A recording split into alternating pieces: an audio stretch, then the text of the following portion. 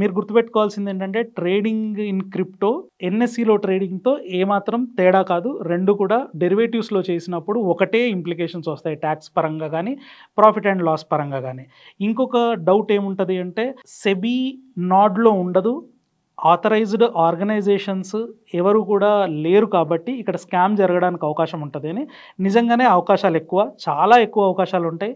మరి regulated bodies దీని మీద కన్ను ఉండదు కాబట్టి మీ డబ్బులు పోవడానికి అవకాశం ఉంటుంది. కానీ ఇందులో కూడా ఒక ఎక్స్చేంజ్ మాత్రం ఇండియన్ గవర్నమెంట్తో రికగ్నైజ్ చేయబడి financial institution government of India authorised platform రావడం జరిగింది. అదే delta dot exchange.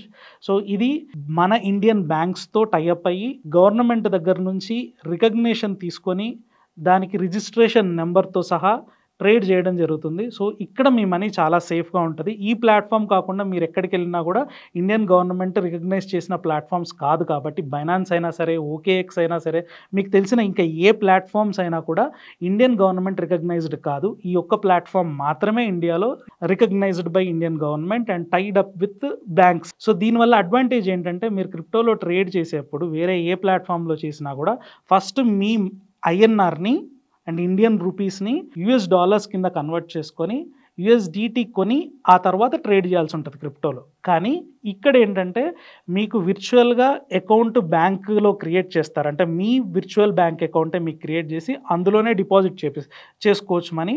So ఐఎన్ఆర్గానే deposit చేస్తారు. ఈ ఐఎన్ఆర్తోనే మీరు ఫ్యూచర్స్ అండ్ ఆప్షన్స్ ట్రేడ్ చేయొచ్చు. చేసిన తర్వాత ఐఎన్ఆర్ ఫామ్లోనే మీరు ప్రాఫిట్స్ అండ్ లాసెస్ ఇంటికి తీసుకెళ్ళొచ్చు.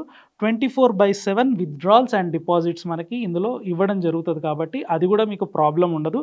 బ్యాంక్స్ కూడా రికగ్నైజ్డ్ బ్యాంక్స్తోనే టైఅప్ అయి ఉంది కాబట్టి మీకు మీ మనీ ఎక్కడ కూడా బయట వాళ్ళ పాకెట్లోకి వేరే ప్లాట్ఫామ్ లేదా వేరే పర్సన్స్ చేతుల్లోకి వెళ్ళదు కాబట్టి మీకు అక్కడ కూడా సేఫ్టీ ఉండడం జరుగుతుంది.